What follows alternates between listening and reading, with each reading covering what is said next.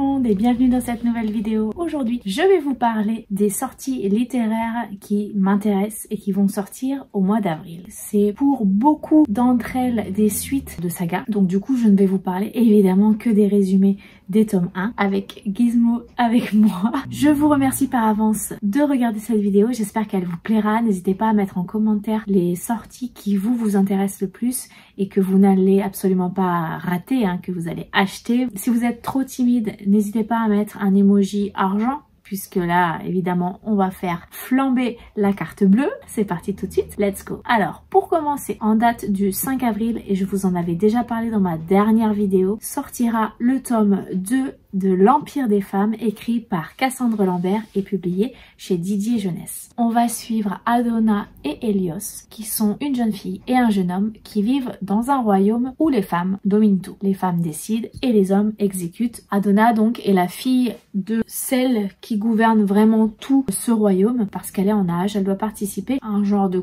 tournoi pour choisir son favori qui deviendra son géniteur, mais elle a pas très envie de faire ça, elle est pas du tout intéressée par ça. Et d'un autre côté, on va suivre Hélios qui lui fait partie justement des jeunes gens sélectionnés pour concourir à ce tournoi et faire tout son possible pour survivre, pour être choisi en tant que géniteur, etc., etc. Évidemment, ça ne va pas forcément se passer comme prévu. Évidemment, ces deux personnages vont se rencontrer, vont interagir ensemble. Et voilà, je vous avais fait un bilan lecture de ce premier tome il n'y a pas très longtemps. Si j'y pense, je vous remettrai le lien pour la vidéo en barre d'infos. En tout cas, j'avais énormément aimé la plume, j'avais énormément aimé l'histoire et j'ai très hâte de pouvoir terminer cette duologie avec ce second et dernier tome. Ensuite, en date du 6 avril, sortiront le tome 1 partie 1 et le tome 1 partie 2 de la Guilde des Ombres en version poche, qui sont écrits par Anatrice. Je la connais grâce à La Reine Courtisane que j'avais lu et que j'avais vraiment beaucoup aimé. Je n'ai jamais lu la Guilde des Ombres et là ils sortent en poche, donc je pense que je vais me laisser tenter de les acheter en poche. Parce que je crois qu'à chaque fois ces tomes ils sont partagés, donc ça fait beaucoup quand même de romans à acheter à chaque fois. Donc je me dis en tome pourquoi pas essayer, on verra bien, je pense que ça me plaira. Dans cette histoire, on va suivre en fait une jeune humaine qui pour la première fois de l'histoire de l'univers, enfin du monde, est choisie pour devenir une future ombre. Les ombres travaillent pour le compte des Elfides. En fait, ce sont eux qui donnent la mort aux gens, j'imagine. Enfin, je sais pas exactement de quoi il en retourne, mais je crois que c'est ça. Ce sont des assassins, finalement. Elle est donc choisie pour devenir une ombre, donc pour devenir assassin. Elle, en fait, elle n'a pas le choix que d'accepter, puisque si elle n'y arrive pas, ou si elle refuse, eh bien, elle mourra. Donc, du coup, elle est forcément brigadée là-dedans. Il y a aussi toute une histoire de magie, je crois, avec des dons surnaturels. Enfin, voilà. Je sais pas trop où on s'embarque, je sais juste que on a un tout petit aperçu de ce que ça peut être dans justement la Reine Courtisane, puisqu'à un moment donné on rencontre des personnes qui font partie de la Guilde des Ombres. Donc voilà, je suis assez intriguée, je pense que ça doit être quelque chose d'assez complexe, d'assez détaillé et j'ai bien envie de me plonger là-dedans. Désolée pour ce résumé qui est absolument catastrophique. J'essaierai de vous en parler un peu mieux quand j'aurai lu au moins le tome 1, ça peut être pas mal. J'espère en tout cas que quand j'aurai lu le livre, je pourrai vous faire un résumé un peu plus intéressant. Ensuite, le 13 avril, sortira le nouveau roman de Christelle Dabos qui s'appelle Ici et seulement ici et ça sera publié chez Gallimard Jeunesse. Alors, je ne vais pas essayer de vous le résumer parce que même en ayant le résumé sous les yeux, c'est assez flou, encore plus que l'autre. Donc c'est pour dire. Donc je vais vous lire ce que j'ai trouvé sur internet parce que je sais pas du tout dans quoi on s'embarque. Alors Christelle Dabos, je l'ai retenue parce que c'est l'autrice de La Passe Miroir, une saga que j'ai vraiment beaucoup aimé. Mais là pour le coup, je sais pas du tout si c'est encore du fantasy, du fantastique. Je sais pas trop. Je vais vous lire le résumé. Par-dessous la peinture, le plâtre et le ciment, à l'intérieur des murs, au fond de l'invisible, je perçois quelque chose que je n'arrive pas encore à nommer. Quelque chose de foutrement féroce qui habite le bâtiment tout entier et qui me rentre dans les os, qui fera bientôt partie de moi. Ici, ne ressemble à nulle part. Ici, n'obéit qu'à ses propres règles. Ici, il y a des bas, des hauts, des pairs et des impairs. Et quoi qu'il arrive, tout le monde passe par ici. 8 comédiens de talent s'emparent de ce roman choral vertigineux, addictif et puissant, et nous offrent une expérience de lecture ébouriffante. Alors là, je ne sais absolument pas à quoi m'attendre. Je suis absolument perplexe. Je n'ai pas compris grand chose, surtout à la dernière phrase en fait qui parle des 8 comédiens. Je sais pas du tout ce que ça peut donner, donc j'ai quand même envie de savoir parce que ça titille vraiment ma curiosité. Et puis c'est Christelle Dabos, donc je me dis que ça vaut le coup forcément, j'espère. Donc voilà, je vous tiendrai au courant, parce que je pense qu'il va rejoindre ma pile à lire très prochainement. Ensuite, en date du 19 avril, sortira le premier roman d'une youtubeuse que j'aime bien regarder et que j'aime bien suivre, qui s'appelle Clara Hero, et donc elle va publier son roman qui a gagné le concours Hachette Roman des jeunes auteurs. Il s'appelle Nos plus belles années. Si ça avait été quelqu'un d'autre qui l'avait écrit, je me serais pas du tout arrêtée sur ce roman. J'aurais même pas lu, je pense, le résumé, mais en sachant que c'est cette personne que je trouve vraiment sympathique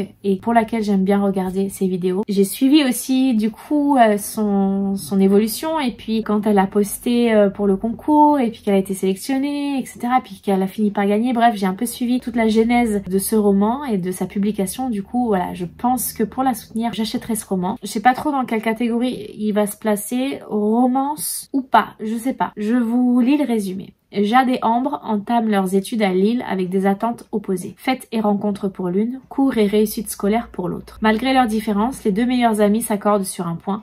Ce seront leurs plus belles années. Plongées dans la vie étudiante, Jade et Ambre cherchent leur nouvel équilibre en essayant de préserver leur amitié. Mais tout vole en éclats quand elles rencontrent Léo, beau, charmant, populaire et dangereux. Certainement une histoire d'amour, d'amitié. Je crois aussi qu'elle parle beaucoup d'agression sexuelle, même verbale, sur les filles, etc. Donc bon voilà, je n'en sais pas plus, mais je pense que je l'achèterai encore une fois pour la soutenir. Ensuite, le 20 avril, sortira le 3e tome de la saga Le sang et la cendre de Jennifer L. Armentrout, publié chez De Saxus. Donc vous savez que j'ai relu le tome 1 et j'ai ensuite enchaîné le tome 2 tout récemment. Et donc voilà, j'ai vraiment très hâte d'être au 20 avril pour pouvoir acheter le tome 3 et le lire dans la foulée. Dans cette saga, on va suivre Poppy qui dans le tome 1 est la pucelle de son royaume, qui a été surprotégée, qui ne peut pas discuter avec les gens, qui ne peut pas interagir avec eux, qui porte un voile sur son visage sans arrêt. Son but à elle ultime, c'est à un certain moment d'être donnée aux dieux. On ne sait pas pourquoi, on ne sait pas ce qu'il va lui arriver. En tout cas, en attendant, elle est protégée par des gardes royaux. Son monde est un peu en danger puisque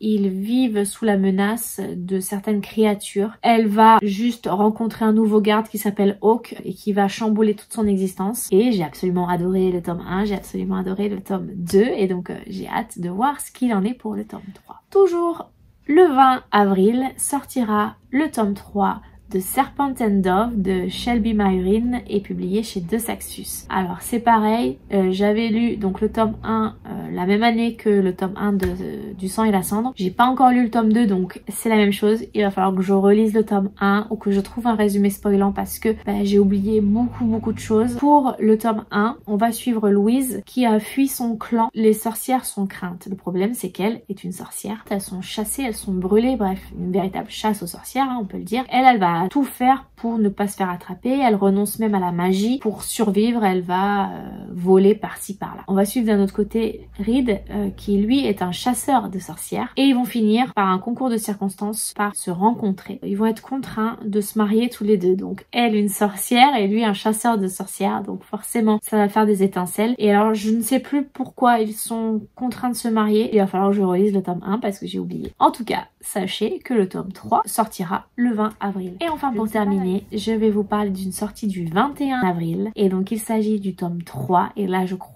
que c'est la fin d'une trilogie. Ensuite il y a une duologie qui a déjà été traduite et publiée en français. Mais là je crois que c'est le 3e et dernier tome de la trilogie de The Remnant Chronicles. Donc The Kiss of Deception, The Heart of Betrayal. Et là c'est le tome 3. Je n'ai pas noté le titre, je sais juste que c'est le tome 3. Donc écrit par Mary E. Pearson, publié chez La Martinière Jeunesse. Je suis à jour puisque j'ai lu le 1, j'ai lu le 2. Je m'en rappelle très bien, il m'a beaucoup marqué. Donc là le 3, je le lirai vraiment aussi très rapidement parce que j'ai pas envie d'oublier des choses et j'ai envie ensuite de lire la duologie Dance of Thieves qui doit être lue après parce qu'apparemment il y a des éléments spoilants de la saga principale, donc du coup obligé d'attendre. Pour le tome 1, on va suivre Lia qui est une princesse et qui le jour de son mariage décide de s'enfuir avec une de ses servantes parce qu'elle refuse de se marier à un prince pour des raisons politiques, géopolitiques, à un prince donc qu'elle ne connaît pas. Donc elle s'enfuit. Elle s'enfuit dans un village à l'autre bout de son royaume et elle se fait embaucher comme serveuse dans une auberge. Elle s'acclimate petit à petit à cette vie avec donc sa servante jusqu'au jour où elle rencontre deux hommes qui arrivent le même jour dans son auberge. On ne sait pas qui est qui, mais en tout cas l'un est le fameux prince éconduit qui est venu la chercher et l'autre est un assassin qui est chargé de la tuer. On va suivre leurs relations naissantes, leurs interactions, etc. Ce que j'avais trouvé super intéressant, c'était justement le fait qu'on ne sache pas qui est le tueur, qui est le prince, donc qu'on fasse des hypothèses. J'ai trouvé ça assez original, ça m'a vraiment beaucoup plu. Et évidemment, il y a une histoire d'amour. Alors ce qui m'a un peu plus gênée, c'est que du coup, il y a un triangle amoureux. Et moi, évidemment, je choisis le mauvais cheval, hein, pour l'instant du moins. Donc j'espère que dans ce tome 3, ça changera. Je n'en suis pas sûre, mais j'espère. Donc on va suivre les aventures parce qu'évidemment, il va pas y avoir juste ça, il va y avoir d'autres choses. Le tome 2 est plus intéressant dans le sens où il y a plus d'action, plus de développement, etc. Enfin voilà, j'ai beaucoup aimé et donc du coup, il sort ce troisième tome le 21 avril. Et voilà. Je vous ai parlé donc des 7 romans qui sortiront au mois d'avril et qui m'intéressent vraiment beaucoup. N'hésitez pas à dire vous en commentaire la sortie vraiment que vous attendez avec le plus d'impatience pour le mois d'avril. Et puis je vous remercie d'avoir regardé cette vidéo. N'hésitez pas à mettre un petit pouce bleu et à vous abonner à ma chaîne si ça n'est pas déjà fait. Je vous souhaite de passer une très bonne journée, de faire de très belles découvertes livresques. Et puis je vous dis à bientôt pour une prochaine vidéo. Ciao!